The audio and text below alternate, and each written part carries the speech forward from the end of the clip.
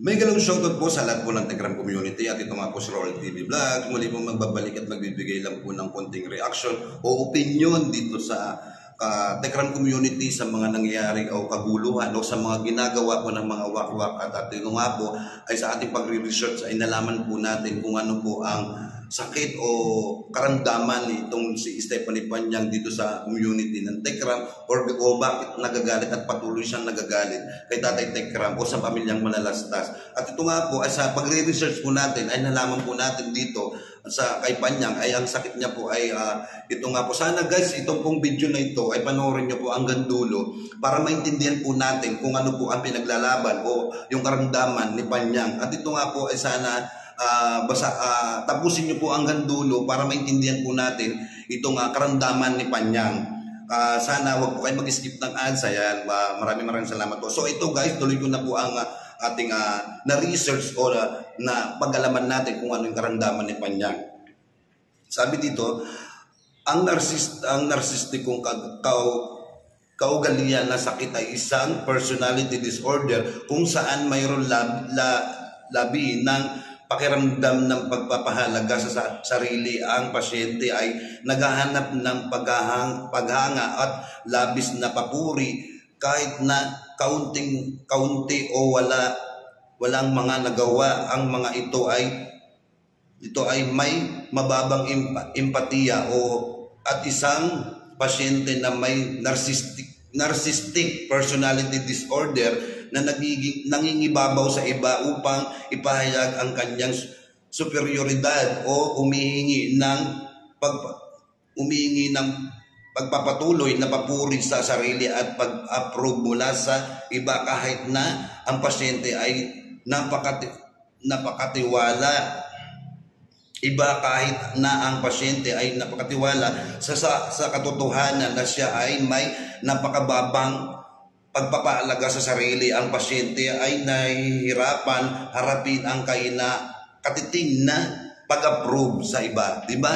Yun na nga po, yung karamdaman ni Panyang dahil nga po sa kanyang pagpo-post sa kanyang social media account ay kung ano-ano na lang po ang nababasa natin. Diba? Nandyan na po yung mga ginastos daw niya kay Tatay Tekram sa mga event, tapos yung mga pagsasabi niya sa mga vlogger na mga chihuahua o na mga kung ano-ano pa mga sinasabi niya, kagaya lang about dito ka sa video na sinabi niya itong si Mansi Marie may ganito daw na may asawa daw po na kung kaya naglilikom ng pera, nakakulong. At ito nga po, dahil nga po dito sa pagre-research natin ay nalaman natin lahat-lahat kung ano po ang kanyang karamdaman. Sana guys, ito po ay talagang tumatak at isa puso at sa isip natin. Hindi po pala natin pwedeng pabayaan o pagsawalang bahala itong karamdaman nitong ni Panyang dahil nga po dito sa kanya talagang natuto tayo na mag-analyze o mag-observe sa kanyang mga sinasabi o sa kanyang mga post. Talagang maiintindihan na natin kung bakit siya nagkagaganyan, di ba? Sa mga sintomas po, ito po kasi yung mga sintomas ng narcissistic personality disorder. At ito nga po ay babasahin po natin isa-isa at bibigyan na lang na po natin ng opinyon o kasagutan itong kanyang karamdaman. Number 1, hindi makatotohanan ang pananaw sa sarili at sa iba. Diba? Yung kasi yung pananaw niya po na hindi po siya naniniwala sa iba, gusto niyang paniwalaan yung kanyang sarili lang. Tapos ang number 2 pa po dito sa kanyang nakikita natin sa kanya kung ano po yung karamdaman niya. Sabi po dito sa number 2, preconceived notion na tagumpay inang. Yun po yung kumbaga parang gusto niya po yung kuminang siya o yung kanyang tagumpay o talagang akala mo yung magaling siya lagi sa lahat ng bagay. Yung mga ganun po. Tapos yung kinang akala mo yung hindi wala nang katapusan. Yung kinang niya o yung pagiging sikat niya, di ba? Number 3 po, superioridad. Ayan, sabi po dito, superioridad at hilig na kumukonekta sa mga taong muka katulad niya. Katulad niya, di ba? Siya po kasi ganoon sa mukha o sa mga katulad niya po na kinukonekta po niya kung ano po yung mga sinasabi na hindi mo po pwedeng putulin o hindi mo pwedeng hadlang o salungatin yung kanyang mga sinasabi. Kaya ganyan po kasi siya. Talagang pinaglalaban niya po kung ano po yung saloobin niya o yung basta lang yung may buka niya o sa mga post niya po. Diba? At nandito po sa number 4 po, ang pagnanais na magkaroon ng pinakamahusay na pag-ahari.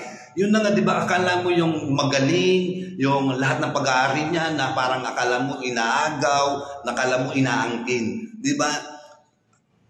Tapos sa number 5 po, ang pagiging inggit sa iba at pakiramdam ng iba ay naiinggit sa kanila. Diba? Tayo naman po, hindi naman po tayo naiinggit sa kanya. Kumbaga, sinasabi lang po natin o pinapamulat lang po natin sa kanya kung ano po yung kanyang pagkakamali at tanggapin niya sana yung pagkakamali niya. Hindi yung kailangan niyang ibato o i-post o yung ipahayag yung saloobin niya na kahit na alam niyang mali ay pinaglalaban o tinutuwid niya pa rin kahit alam niyang baluktot na. Diba?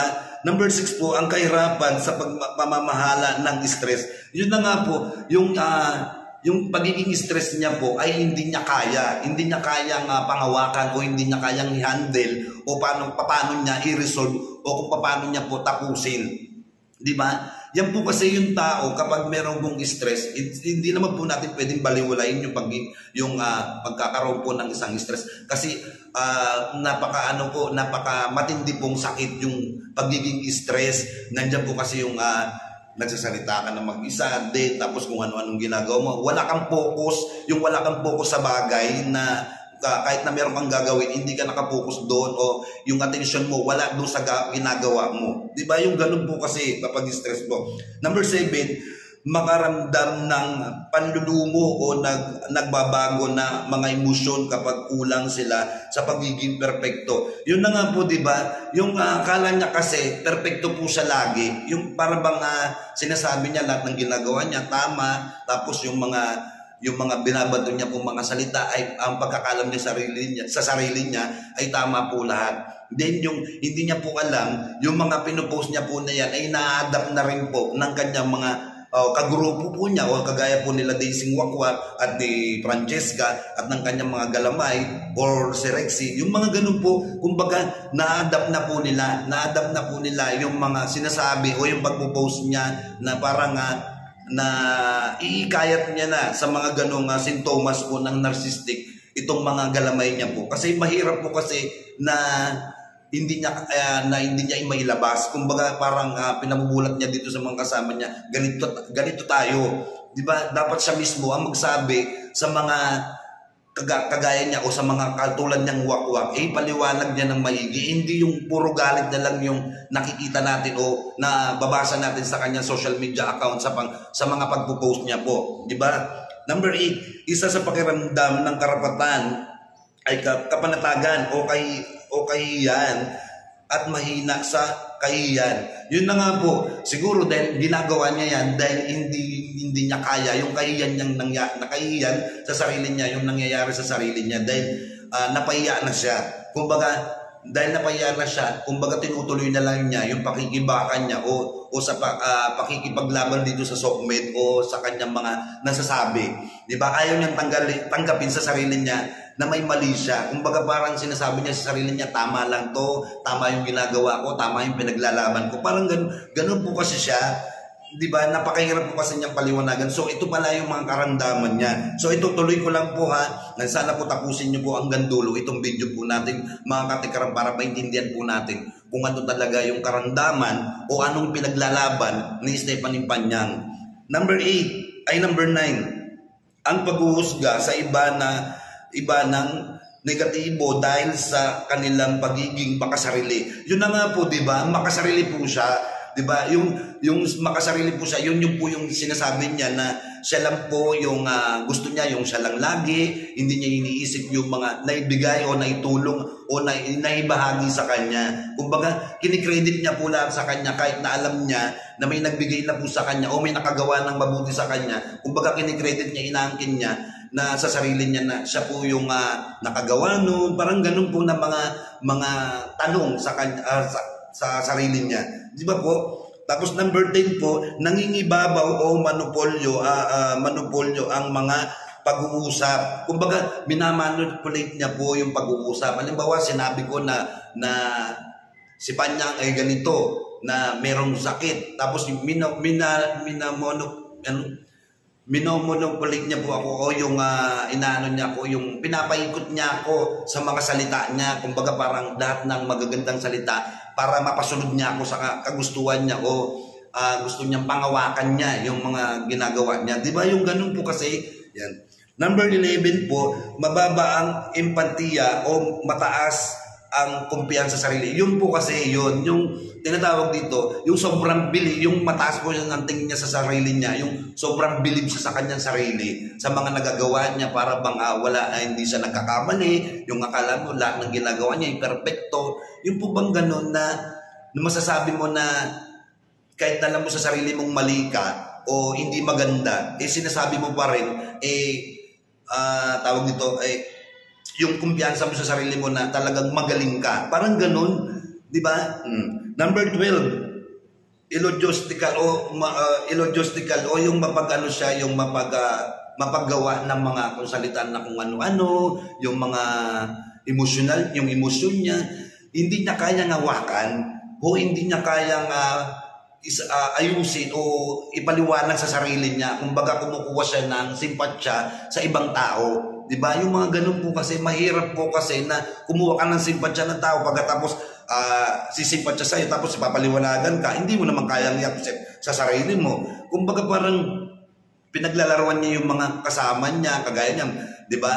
Pinaglalaruan niya sila Panya, sila Daising Wakwa, kumbaga pinapaikot niya sa palad niya dahil alam niya sa sarili niya na magaling siya, mayaman siya, yung mga ganun, nasa kanya ng lahat. Number 13 po, mga pantasya ng isang perpektong buhay. Kumbaga parang yung sakit dito po kasi, yung parang perpekto po yung buhay niya, mayaman siya, makapangyarihan. Diba? Yung akala niya sa sarili niya, wala nang katapusan, na hindi niya pwedeng anuin sa sarili niya na meron pa palang mas nakakaigit sa kanya. Kumbaga, meron pang mas mataas sa kanya. Yun yung hindi niya kayang tanggapin sa pagkatao niya o sa sarili niya po. Di ba? Tapos number 14 po, manipulative o minsan ay impostor. Yung kasi para ba siyang yung parang impostor na mapagpanggap. Yung mga ganong gawain po kasi mapagpanggap po na tao na kala mo yung na pwede niyang gawin sa sarili niya yung yung magparitoke, yung magpapalit ng muka, yung parang mga ganun po kasi, yung kumbaga yung impostor po kasi na halimbawa, meron pong tao na nawala na pagkatapos gusto niyang gayahin, ginagaya niya po yung tao o magpapapalit siya ng muka, parang ganun yung impostor, kumbaga yung para siyang kunyango na kung pag dumikit sa isang lugar o sa isang puno o sa isang bagay, nagpapalit mo siya kagad ng anyo. Parang ganun po kasi, yung mga unyango po ay ganun po sila. Kapag kawas na nakadikit ka sa isang pader o sa isang gamit, kung anong kulay, halimbawa, for example, yan, kulay brown po na ganyan, kapag dumikit siya po dyan, ay magiging brown po din siya. Yun po yung tinatawag ng mga unyango. Ganun po si Panyang. Diba? Ganun po si Panyang o Stephanie dahil sa kanyang karamdaman ay hindi niya na po alam kung ano yung mga sinasabi niya. Diba? Nandyan yung sasabihin niya na ipinaglalaban niya si ganito, ipinaglalaban niya si Batang Kargador na pinagkakitaan daw.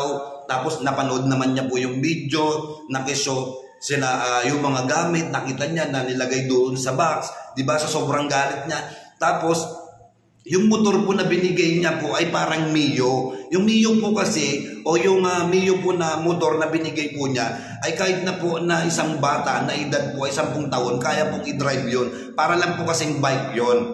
Diba? Parang bike po siya, puro gas lang po siya, yung walang clutch, walang silinyador, yung parang ganun. Hindi kagaya ng binigay ni Tatay Tekram, yung pinakita po sa video ni Tatay Tekram na motor, yun po yung binili po ni Tatay Tekram, yun po yung riders na motor o rider na motor, yun po yung may clutch, may silinyador, yun po yung talagang masasabi mo, kumbaga parang halimbawa parang barako na motor, yung pwedeng gawin pamasada. Hindi kagaya po dito yung binigay niya po, ay yung motor po na binigay niya kay Batang Kargador po, ay ano po yun, hindi po siya pwedeng pamasada o hindi siya pwedeng panghanap buhay. Kumbaga yung binigay ni Tatay Tekram ay inaangkin niya, kinikredit niya pa rin sa kanya yun. Kumbaga di ba mahirap, ganyan po kasi yung ugali ni Panyang, mapangangkin po siya ng gamit. Kumbaga parang sakim, yung sinasabi na sakim, lahat ng pwedeng angkinin niya, aangkinin niya. Diba? Kahit na hindi niya binigay, aangkinin niya. Kasi yun po yung karamdaman ni Panyang, nakakatakot po, diba? Yung sakit po na mga sintomas po ng narcissistic o personality disorder, nakakano lang na tayo po dito sa pagiging gusto nating malaman kung ano yung nangyayari sa kanya, kung ano yung pinaglalaban niya, natututo tayong mag-research o intindihin kung ano yung pinagsasabi niya. Kaya lang, kahit anong gawin nating intindi at pinapamulat natin sa kanya, in nonsense, hindi niya po ina-accept sa sarili niya dahil ang taas po kasi ng tingin niya sa sarili niya. Yun lang ang nakakatakot. Baka dumating po yung dumating yung araw na makagawa na po siya ng hindi maganda sa kapwa niya.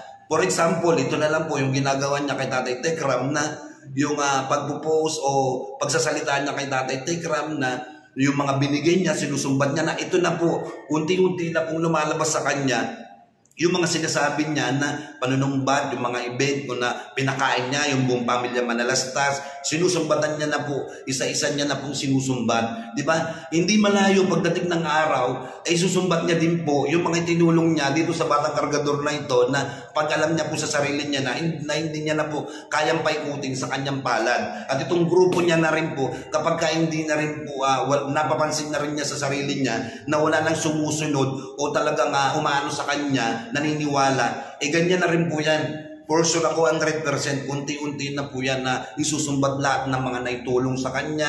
Ultimo yung pagyayabang niya, yung nakapag-invest daw siya ng mga properties dito sa Pilipinas. Diba? Kumbaga parang lahat na lang sinasabi niya. Diba? Nakakaawa lang po siya na sa kanyang kagustuhan na hindi naman natin sabihin na bawalan na mahalin o ipagtanggol itong batang ito o si Batang Kargador. Kaya lang, ilugar rin niya sana o sa puso niya at sa isip niya yung mga sinasabi niya. Yung pagmamahal niya dito sa Batang Kargador na to, dapat ipakita niya dito sa Batang Kargador na to na napunta sa kanila sa pangangalaga nila, ipamulat po nila yung magandang pagiging magpakumbabang tao, mapagpakumbabang bata, mapagmahal sa magulang, i-appreciate po yung mga bagay na natatanggap o kung ano man po yung binibigay sa kanya. Di ba yung mga ganun dapat yung paano nila po nila sa bata, yung paggabay nila. Hindi yung nakikita ng bata o naririnig ng bata, yung pag-iiganti, yung mga masasamang pananalita o yung tinuturuan po nila yung bata na magaganyan yung, for example, yung pakikibakan niya po dyan sa pagpo-post niya. Kumbaga parang unti-unti po yan na ma-adapt ni Batang Kargador Kumbaga ganyan. Mahirap po kapag inabsorb na po o na-brainwash na po o paano na po o naitanim na nila sa bata o na-briefing na po nila na ganun pala yung mangyayari. Iba, yung walang mangyayari kay Dave o dito sa Batang Kargador na to, kumbaga tatanim sa isip niya o sa puso niya, puro na lang galit. Diba? Dapat wag po ganun itanim nila sa bata o yung paggabay nila sa bata. Dapat yung ang paggabay nila sa bata ay yung lahat po, diba? Tao lang po tayo, dapat hanggang sa nabubuhay tayo dito sa mundong ibabaw na to ay kailangan mag-spread po tayo ng love, hindi po tayo mag-spread ng kasamaan o pagiging masama ang ugali. Diba? Yan lang po yung masasabi ko, mga katekram. Sana po itong video po na ito ay panoorin niyo po hanggang dulo at meron po kayong makapupulutan na aral dito sa karamdaman ni Panyang o kung ano man po yung pinaglalaban niya. So yan guys, maraming salamat po at sana po mag-subscribe na kayo sa ating YouTube channel at pindutin niyo po yung bell button para lagi po kayong updated at sana po nandiyan po yung comment section sa baba, magbigay po kayo ng mga sarili niyong opinion. Yan, maraming salamat po kay Tatay Tekram, especially sa buong family Manalastas, and God bless po sa inyo lahat.